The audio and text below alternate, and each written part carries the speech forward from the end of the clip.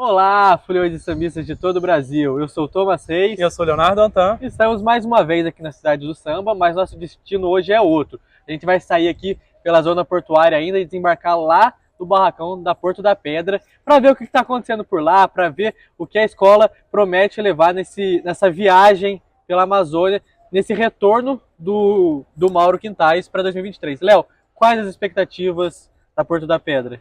Muito boas, né? Super especial esse retorno do Mauro que começou na Porto e a escola está super bem com esse enredo super interessante sobre a Amazônia. E a gente vai para lá agora conversar com o Mauro, falar sobre os processos criativos. Se você quiser acompanhar, esse é o primeiro vídeo da nossa série Visitando um Barracão da Série Ouro, depois do nosso passeio aqui pelo especial.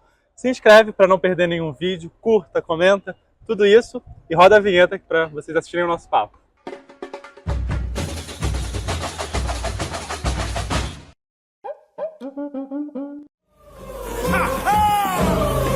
Alô, Porto da Pedra! Alô, meu tigre! Depois de passar pela cidade do samba, a gente permaneceu aqui na zona portuária, mas a gente também veio visitar alguns dos barracões da Série A para 2023. E para começar esse passeio pela Série Ouro, a gente veio conversar com ninguém menos que Mauro Quintais, que está retornando a Porto da Pedra, né? Uma parceria super marcante para o Carnaval, né? Como é que foi esse convite e esse retorno a essa escola tão importante, né? Você é importante na Porto e a Porto também é importante na sua carreira, né? Eu costumo dizer que a minha história de carnavalesco e a história da Porto, elas se confundem, né? Se juntam, né? Porque a minha ascensão como artista de carnaval vem junto com a ascensão da Porto da Pedra enquanto escola, na formação desse conceito Porto da Pedra, que era um projeto grandioso, é um projeto grandioso, né? Então, eu participei da subida dela do grupo de acesso, depois fizemos 3 carnavais belíssimos lá, e aí segui minha trajetória e a escola também seguiu a trajetória dela. Com essa minha volta de São Paulo, que eu fiquei 5 anos em São Paulo, eu falei, acho que é o momento agora de juntar talvez os dois extremos, né? Meus 38 anos de carreira e o meu início lá atrás, há 26 anos atrás. Então, eu estou muito confortável aqui e muito... eu estou em casa. Voltando eu me pra sinto casa, em casa, né? voltando para casa, exatamente. Mauro, a gente chegou aqui, você já estava adereçando uma peça aí. Como é que é essa sua relação com o barracão? Você coloca a mão na massa mesmo, né? Você tem esse olhar mais artesanal, assim, para a produção do Chile? Não, eu repito, nesses últimos 5 anos, como eu estava fazendo o Carnaval de São Paulo, que tem um perfil muito diferente, né? Eu nem fui muito de atuar, de fazer, até porque existiram outras questões nas escolas anteriores que eu acabei me acomodando um pouco e me afastando um pouco desse momento criativo, né? Eu me prontifiquei a fazer os projetos, eu fazia os projetos, entregava e eles desenvolviam. Aqui na Porto, como é uma coisa tão pessoal, que é um enredo autoral, e tem todo esse carinho familiar com a escola, aí eu me permito sentar ali, fazer um adereço, colar uma coisa ou outra, me arriscar aqui com os nossos artistas. Então, eu participo muito mais aqui agora, até porque é um trabalho mais enxuto, né? Um trabalho da série Ouro, que não requer tanto volume como os carnavais de São Paulo. O Carnaval do Rio é muito mais, não vou dizer, as dimensões são bem diferentes. Todo Então, um problema de transporte das alegorias sim, também, sim. né? De viaduto. Tem uma estrutura muito diferente de São Paulo. Você vê, construir a carros em São Paulo com 18 metros de altura e aqui eu só posso chegar no máximo 12 metros. Sim. Daí você já tem uma noção de como é diferente o processo de trabalho. Sim, então, e tu tem que sair daqui com 5,5 Sim. por aí, né? Então isso tem que crescer ainda, né? Tem que pensar uma alegoria de uma outra maneira. E tem a questão da mão de obra também, porque lá em São Paulo toda a mão de obra vem de Parintins. Carpinteiros, ferreiros, escultores, pintores, tudo de Parintins. Aqui não, aqui a gente está mesclando essa mão de obra, a mão de obra criativa carioca mesmo, a mão de obra criativa do carnaval carioca, com alguns segmentos de Parintins. Perfeito. Agora a gente está aqui do lado desses cocares aqui. Isso é um trabalho feito à mão, né? Então você tem optado por Sim. esse aspecto mais artesanal também. Sim, sim, eu acho que o próprio enredo pede isso, né?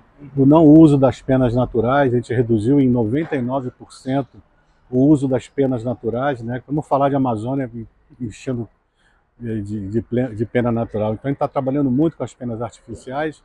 Nós usamos as penas naturais em momentos pontuais, que isso aí no caso são os fazões, que já são de uso constante do carnaval. Então a gente tem não digo essa preocupação, mas a gente tem esse compromisso em fazer um carnaval mais corretinho. Esse enredo tem o aspecto do delírio, exatamente, né? O delírio que guia um pouco essa narrativa, como é que você resumiria? Assim?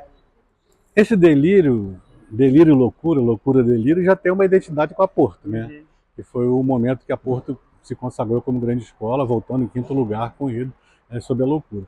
Mas a gente parte justamente desse imaginário do Júlio Verne. Entendeu? O gatilho foi muito simples.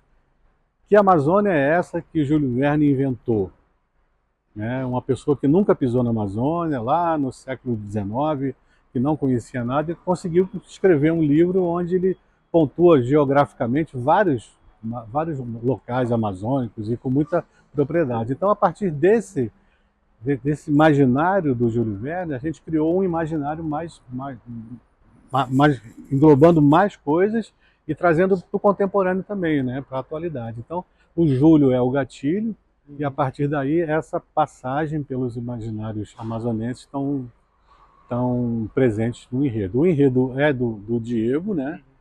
É o Diego Araújo. A gente começou com essa minha ideia quando eu descobri o livro A Jangada, e é justamente esse livro onde o Júlio Verne descreve uma Amazônia com muita propriedade, e a partir dessa descoberta do Júlio Verne, o Diego desenvolveu esse passeio pela Amazônia. Acho que você tocou num ponto muito interessante no enredo, Mauro, que vocês partem desse delírio dessa Amazônia que foi imaginada por alguém que nunca viveu lá, e vocês chegam a pessoas que viveram intimamente a Amazônia, né? Sim. Vocês chegam no Bruno, no Dom, e outras figuras também de lá, né? Então o enredo tem esses dois caminhos, né? Sai de lá para chegar nessa Amazônia real, assim. Desse momento em diante, né? Do momento que eu consigo trazer para dentro da história o livro A Jangada do Júlio Verne, dali para frente é o Diego Araújo quem cria esse imaginário através dos personagens. Perfeito. E pensando um pouco em estética, Mauro, quando os últimos enredos que foram para a Amazônia, foram para o lado indígena, eles focaram muito nessa ideia de Parintins, nesse imaginário desses personagens que já atuam no carnaval, Sim. né? Você acha que você vai fugir um pouco disso? Você está se inspirando nesse imaginário? Como é que você pensou nessa construção visual? Eu acho que o que me renova enquanto carnavalesco, nos meus 38 anos de carreira, sem nunca ter deixado de fazer carnaval em um ano, então são 38 anos fazendo esse processo criativo. Então eu me permito fazer o que eu gosto, o que eu acho certo. Então eu não me prendo muito.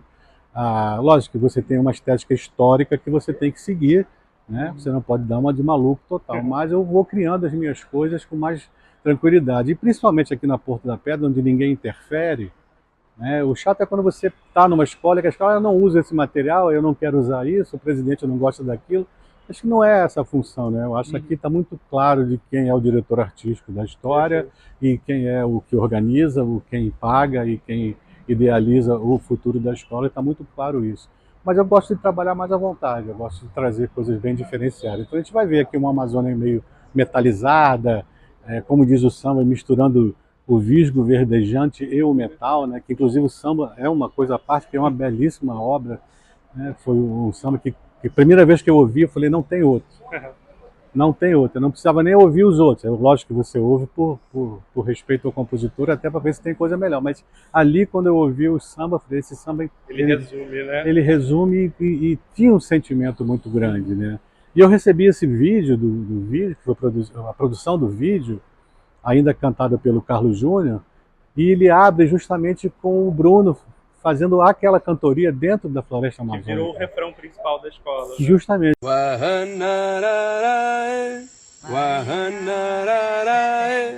Então aquilo, você vê que foi muito emocionante para mim. Eu falei, pô, tem que ter coisa boa. Depois que eu ouvi o samba, ele tá certo. E esse jogo de palavras, o dom de proteger, assim, sabe, é tudo muito interessante. É um samba que você tem que ler com calma, você tem que estudar, você pode interpretar o samba. Ali você consegue ver todo o segmento do desfile. Perfeito. O Mauro já deu alguns spoilers do que a Porto da Pedra vai apresentar, mas meu amigo Thomas Reis volta aqui e vai tentar arrancar mais alguma coisa dele.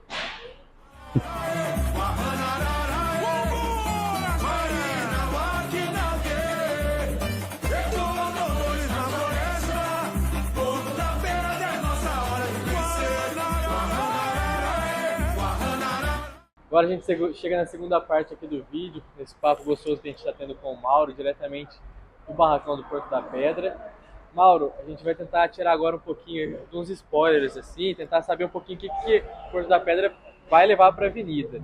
Falando assim agora aqui dentro do barracão, uma cor que você pensou para o seu trabalho, que você vai usar bastante, assim, Eu abro com cobre, cobre. né? Que como o Júlio Verne é lá século XIX e ele tem essa imaginação projetada das máquinas, então a gente trabalhou um pouco com o estilo steampunk, que mistura o passado com o maquinário futuro. Então eu fiz essa leitura steampunk no Abre Alas. Eu tive que criar uma jangada, né? Uma jangada amazonense. Então eu tenho troncos que se misturam com metal e remadores com os estilos bem diferenciados. Eu tenho personagens que se repetem muito nos livros do Júlio Verne, que são os escafandristas, né? Que na época era uma coisa muito à frente, né? Então tudo isso se mistura. Talvez o espectador que conhece, eu acho que todo mundo de alguma maneira já leu, ou já assistiu, ou já ouviu alguma coisa ligado a Júlio Verne. O enredo vai passar muito pelo Júlio Verne, mas não tem como você referiu passando aqui no Abre Alas e tudo mais, que você se inspirou na história dele, mas uma referência artística assim que você se inspirou para utilizar no desfile, uma obra artística, alguma coisa do campo artístico que você viu aquilo, cabe no desfile, vamos tentar reproduzir de alguma forma, que você se inspirou de alguma forma. Acho que os estilos o que eu gosto de impor ao meu trabalho é nunca repetir em alegorias o mesmo estilo. Eu citei isso quando eu fiz a Dragões da Real, que cada momento do desfile você tinha uma estética diferenciada. Eu trabalhava com Art Deco no Carro do Tempo, que era uma representação do Metrópolis, né, do Fritz Lang. Depois eu ia de Volta para o Futuro, que era uma coisa mais geek, mais contemporânea. Então eu gosto de fazer isso. É isso. Então não existe assim um estilo específico, né? Eu posso até dizer que é o meu estilo, é a minha maneira de fazer. Sempre criar para o espectador momentos de surpresa. Surpresa que eu falo esteticamente falando.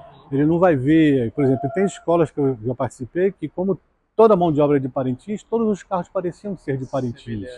Aquelas cores fluorescentes, aquelas figuras com pouca testa, aqueles bonecões se mexendo. Então eu gostei e gosto de sempre misturar as coisas todas. Às vezes a gente acerta, às vezes a gente não acerta. É legal essa criatividade toda. Você falou bastante da utilização de materiais, que você encontra um ali, outro aqui, mas tem um específico que você vai usar bastante nesse desfile da Porto? Não tem nada assim que esteja fora do padrão de carnaval, né?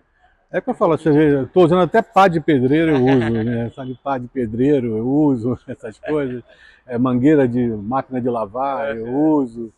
Então, mas especificamente um material específico. O carnaval em si, hoje em dia, está muito voltado para as sublimações. A sublimação, ela abriu uma janela bem interessante para o carnavalesco, que eu posso criar as minhas estampas. Antigamente você ficava refém do que o mercado te oferecia. Hoje eu posso criar as minhas estampas, né, através de arquivos, e aí eu tenho os meus tecidos.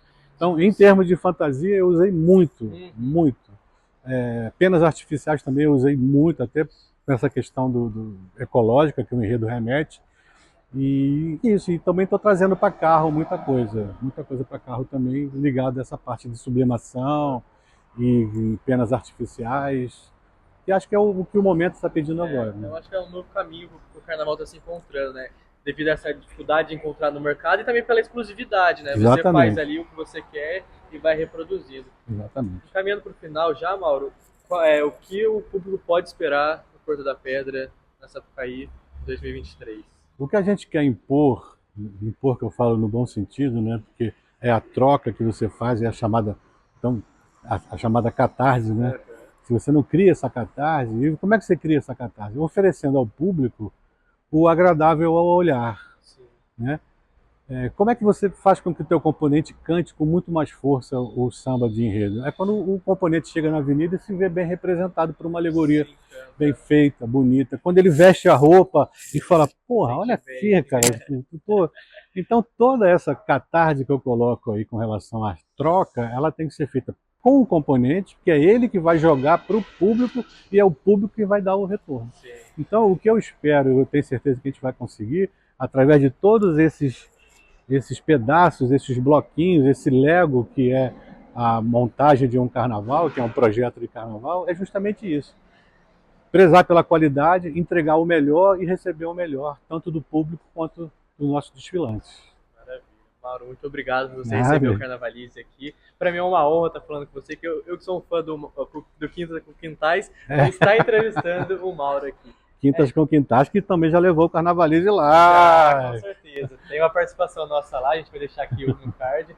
Mas então é isso, pessoal. Sigam o Mauro, sigam a Porto da Pedra, sigam o Carnavalize, se inscrevam no canal, ative o sininho, compartilhe com seus amigos e Carnavalize conosco.